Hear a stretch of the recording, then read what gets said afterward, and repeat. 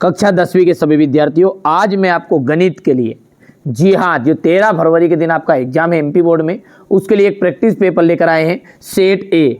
पहला क्वेश्चन अपन समझते हैं, सही विकल्प चुनकर लिखना है ना।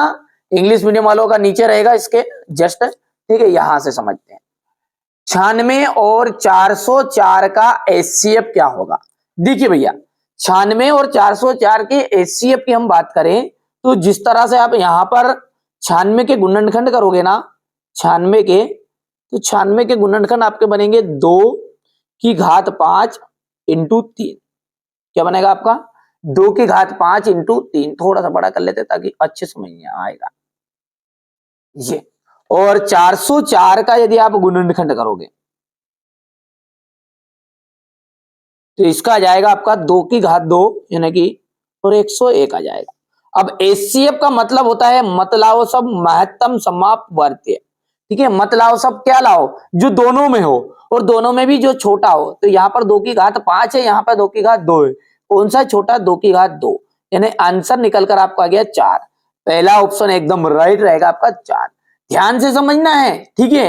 एक द्विघात बहुपद जिसके शून्यक -3 और 4 है, तो वो बहुपद कौन सा होगा, ठीक है। तो वो बहुपद आपका निकलेगा 7 नंबर वाला। एक द्विघात समीकरण है ax² plus bx plus c, इसके शून्यक है आपके, ठीक है। इसके शून्यक है अल्फा प्लस बीटा हो, तो अल्फा और प्लस बीटा का जो मान है वो होगा तो माइनस का b बटा a आंसर आ जाएगा। यहां पर माइनस का b बटा ए आंसर आएगा। यदि गुणनफल बोलता है ये तो आपका c बटा ए आता, ठीक है। ये आपको फॉर्मूला है, तो सिंपल सी बात है। एक्स अक्ष से बिंदु P और इनके निर्देशांक है 2,3, ठीक है। तो इनके बीच की दूरी क्या निकलेगी, देखिए दूरी सूत्र बताना है। और एक्स अक्ष से बिंदु P 2,3 की दूरी क्या है। देखिए कभी भी आपके से एक्स अक्ष की पूछे ना वो, तो अर्थात अपने को y का मान ज्ञात करना है। अब y का मान कौन है, पहले वाला हमेशा x रहता है, दूसरे वाला y रहता है। तो यहां से आप देख के बता सकते हैं y का मान कितना बनेगा, 3 बनेगा। यदि ये y अक्ष बोलता है यहां से, ठीक है, इस तरह से आप देख सकते हैं ये। यदि ये y अक्ष बोलता तो अपन 2 लिखते फिर उत्तर। ये यहां पर देखिए x अक्ष से दूरी अर्थात y का मान, और y अक्ष से अर्थात फिर x का मान अपने को बताना है, ये ध्यान रखना है, ठीक है भैया। चलिए अगला देखते हैं। एक पेड़ की छाया जो है 20 करनी 3 मीटर है। ध्यान से समझिए, देखिए मैं शांति से बता रहा हूं, जिस बच्चे को और आगे बढ़ना तो इसकी पर के आगे बढ़ सकता है ना। एक पेड़ की छाया 20 करनी 3 मीटर है। यदि पेड़ की ऊंचाई 20 मीटर है तो सूर्य का उन्नयन कोण क्या होगा। देखिएगा, तो यहां पर क्या बोल रहा है, वो पेड़ की छाया, एक पेड़ बना लेते हैं अपन, ये पेड़ है, पेड़ की ऊंचाई आपकी 20 मीटर बोल रहा है, तो 20 मीटर ही सही। छाया, तो ये इसकी छाया हो गई है सी, BC, और ये हो गई आपकी 20 करनी 3। तो ये बोल रहा है कि सूर्य का उन्नयन कोण बताओ थीटा बराबर है। अब इस कंडीशन में क्या है, लंब बटा आधार, लंब बटा आधार यानी कि टेन थीटा, तो टेन थीटा इक्वल हो जाएगा लंब, लंब बताओ देख के 20, और बटे में कितना है 20 करनी 3, 20 से 20 कैंसिल, तो टेन थीटा इक्वल कितना आ जाएगा आपका 1 बटा करनी 3, और 1 बटा करनी 3 जो मान होता है ना वो 13 डिग्री का होता है। टेन थीटा इक्वल 30 डिग्री, और 10 से 10 कैंसिल, तो थीटा का जो मान निकल कर आ गया वो आ गया 30 डिग्री। कर सकते हैं सोल्व।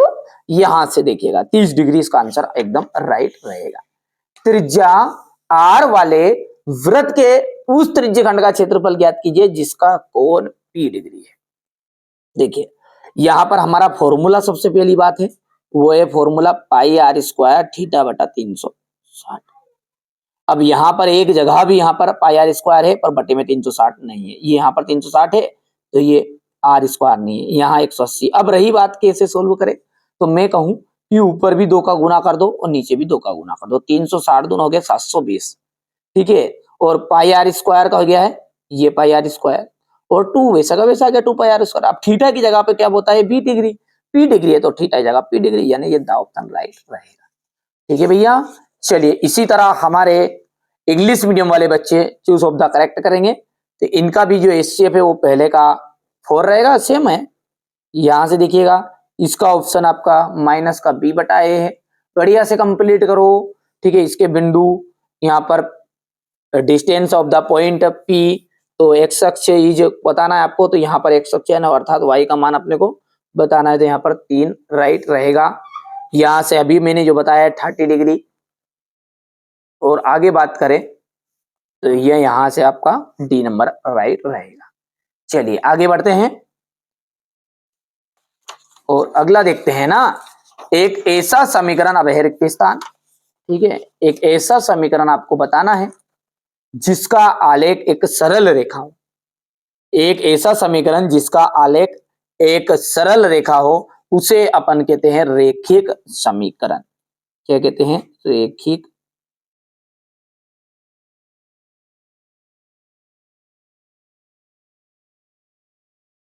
समीकरण, ठीक है। समीकरण 3x² minus 2x plus 1/3 equal 0 का विविक्त कर क्या होगा? देखिए विविक्त कर ज्ञात करने का फॉर्मूला होता है b² माइनस 4ac।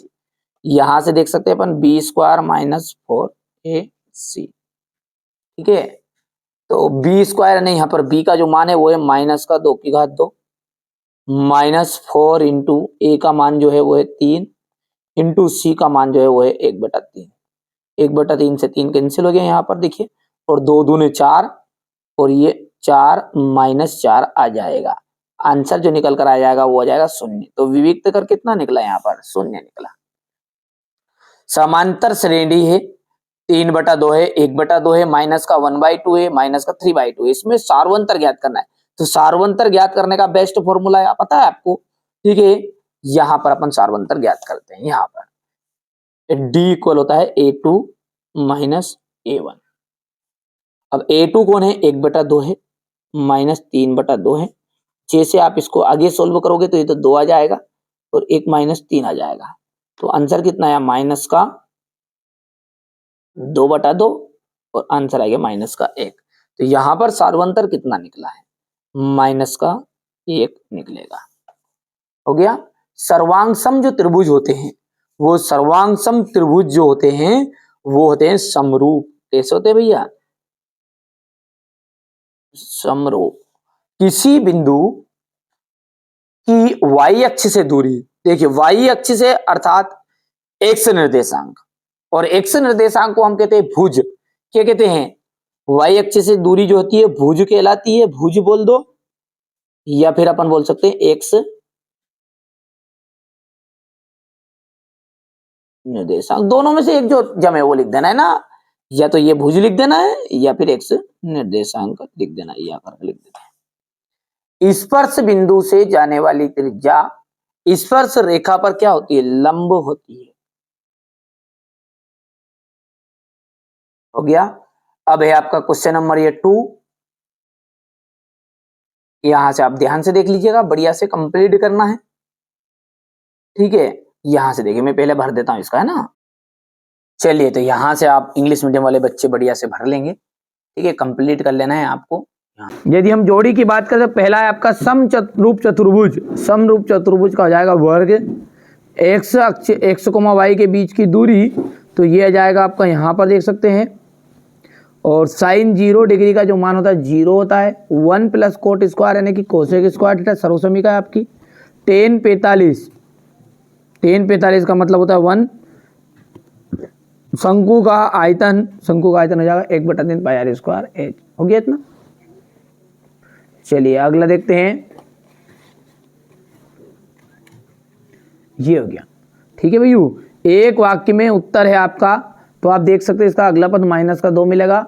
और दृष्टि रेखा किसे कहते हैं? देखिए वस्तु और हमारी आंख को मिलाने वाली रेखा को हम कहते हैं दृष्टि रेखा। वृत्त के चाप की लंबाई का क्या फॉर्मूला रहेगा? 2 पाई r थीटा बटा 360। अर्धगोले के आयतन का सूत्र क्या है? 2/3 पाई r क्यूब।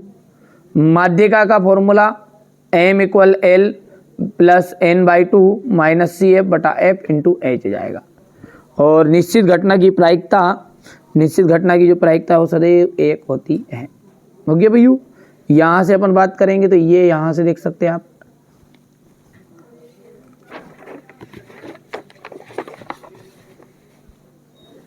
अब है सत्य असत्य। प्रत्येक पूर्णांक प्राकृत संख्या होती है, देखो प्रत्येक पूर्णांक प्राकृत किन्हें कहते हैं अपन, गिनती को 1 2 3। अब -2 -3 ये प्राकृत में नहीं आए, ठीक है, 0 भी नहीं आए, तो ये बोला कि पूरी पूर्णांक प्राकृत है, क्या गलत बात होगी भैया। यदि हम इसके मूल बराबर की बात करें तो मूल बराबर का मतलब होता है b² - 4ac का मान 0 आ जाएगा, तो मूल बराबर होंगे। मान रख दो यहाँ पर, देखो b का मान है -4 की घात 2 गई, 4 × a का मान कितना है 1, c का मान 4 है, 4 × 16, 16 में 16 गया 0, ठीक है। यहाँ से असत्य हो जाएगा ये।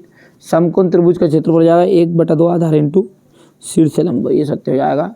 वृत्त को 2 बिंदुओं पर प्रतिच्छेद करने वाली रेखा छेदक रेखा कहलाती है, सत्य है। और किसी निश्चित घटना की प्रायिकता 1 से अधिक हो सकती है, ये यहाँ पर आप देख सकते हैं, ठीक है।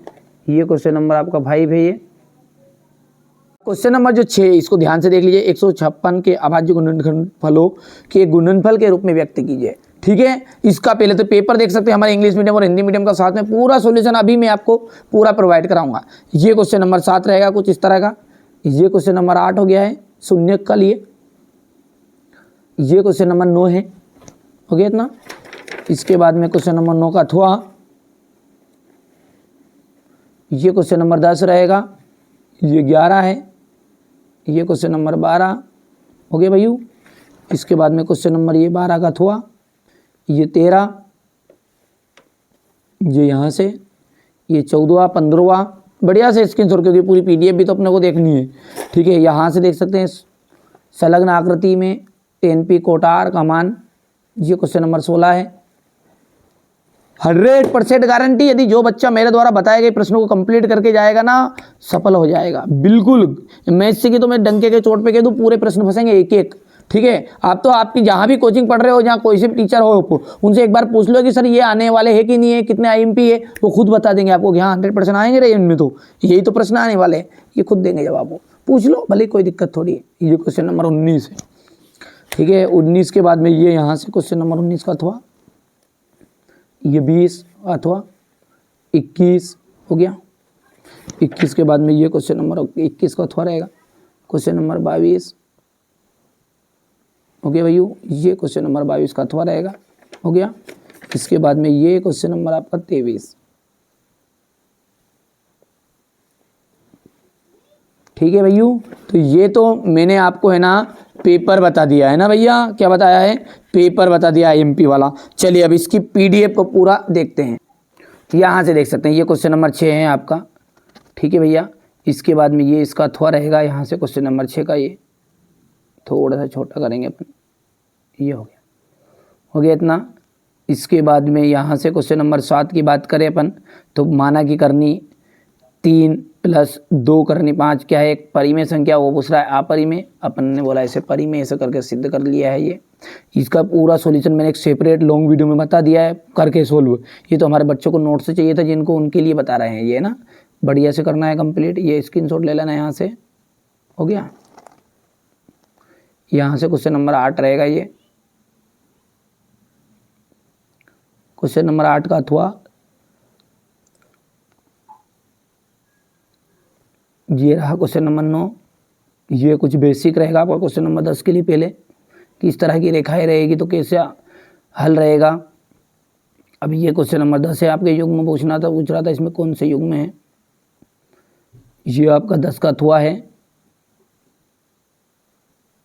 2 बार करके आएगा वो, हो गया इतना। फिर इसके बाद में ये यहाँ से ये क्वेश्चन नंबर 11 आपका। ये क्वेश्चन नंबर 11 का अथवा पहले से ही देख लो। ये क्वेश्चन नंबर 12,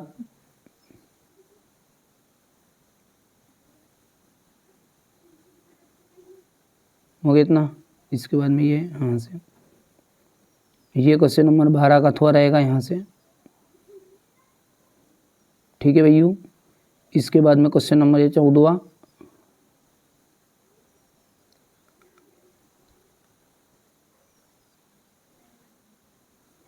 ये 14 का अथवा है।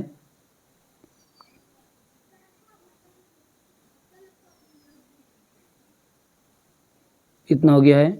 इसके बाद में ये क्वेश्चन नंबर 15 देख लीजिएगा आप, तो यहाँ से ये 15 का अथवा है।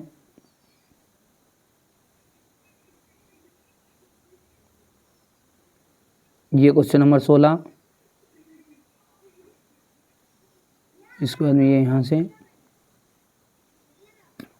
ये क्वेश्चन नंबर 17, ये इसका अथवा रहेगा, ये 17 का अथवा रहेगा, देख लो ध्यान से। क्वेश्चन नंबर 18,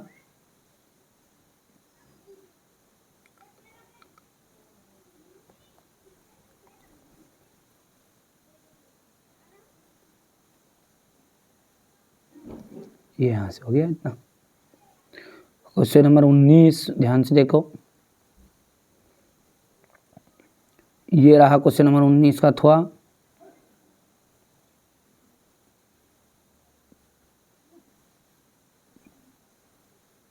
ये क्वेश्चन नंबर 20, इसके बाद में ये यहाँ से क्वेश्चन नंबर 21,